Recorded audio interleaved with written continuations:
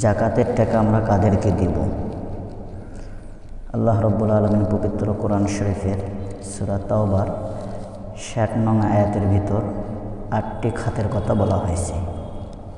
৮ শ্রেণীর ব্যক্তিদেরকে জাকাতের টাকাগুলো আমরা দিতে পারব। সর্বপ্রথম আল্লাহ রাব্বুল আলামিন বলেন, ইন্নামাস সাদাকাতু লিল ফুকারাই,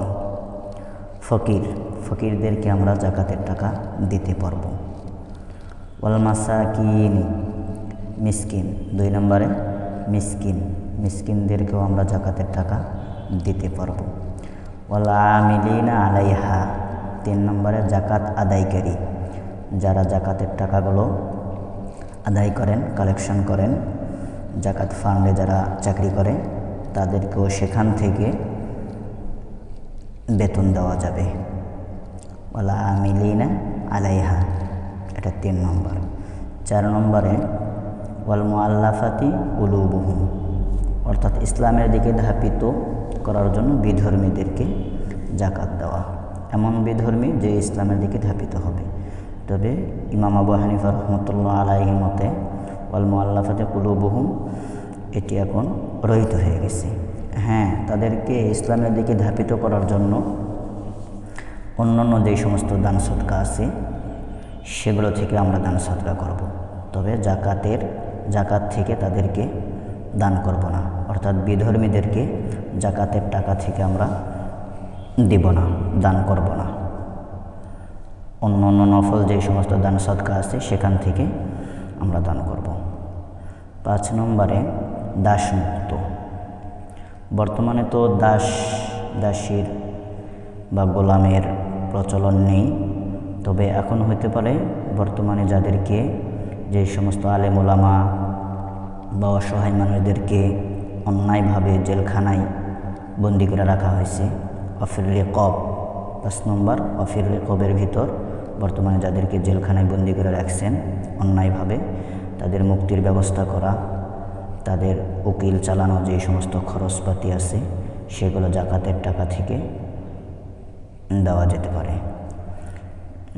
৫ নম্বর অফির রিকব। ৬ নম্বর ঋণগ্রস্ত। এত বেশি ঋণ হয়ে গেছে, এত বড় অসুস্থ হয়েছিল যে অনেক টাকা ঋণ হয়ে গেছে, সেই ঋণ আর পরিশোধ করতে পারতেছে না, তাদেরকেও জাকাতের টাকা দেওয়া যেতে পারে তার ঋণগুলো পরিশোধ করার জন্য। কোরআনের ভাষায় অল গামিরিন, তাদেরকে বলা হয় অল গারিমিনা, তাদেরকেও জাকাতের টাকা দেওয়া যেতে পারে। ৭ নম্বর ফি সাবিলিল্লাহ, যারা আল্লাহর রাস্তায় জিহাদ করে, মুজাহিদ, আল্লাহর রাস্তায় যারা জিহাদ করতেছে এই মুজাহিদদেরকেও জাকাতের টাকা দেওয়া যাবে। ৮ নম্বরে মুসাফির, অবনিস সাবিল, ফি সাবিলিল্লাহ অবনিস সাবিল, মুসাফিরদেরকেও, মুসাফির আসছেন, তার টাকা পয়সা মোবাইল সব কিছু চুরি হয়ে গেছে, যার কারণে সে এখন অসহায়, তাকেও জাকাতের টাকা থেকে আপনি টাকা দিতে পারবেন। তবে এখন বর্তমানে মুসাফিরগুলো যেমন এমন হয়ে গেছে, টাকা নেই তবে ফোন করতেছে ছেলের কাছে, মেয়ের কাছে, পরিবারের কাছে টাকা আনতে পারতেছে, বিকাশে টাকা আসতেছে। এরপরে ব্যাংকের অনেক প্রকারের কার্ড আছে, সেই কার্ডে তার হাজার হাজার টাকা আছে। যদি এমন হয় সে বিপদে পড়ে গেছে, সে ফিরে যাবে, এমন টাকা পয়সা তার কাছে হচ্ছে না, তাহলে এই মুসাফিরকেও আপনি টাকা দিতে পারেন। তাহলে ৮টি খাতের কথা আল্লাহ রাব্বুল আলামিন বলছে।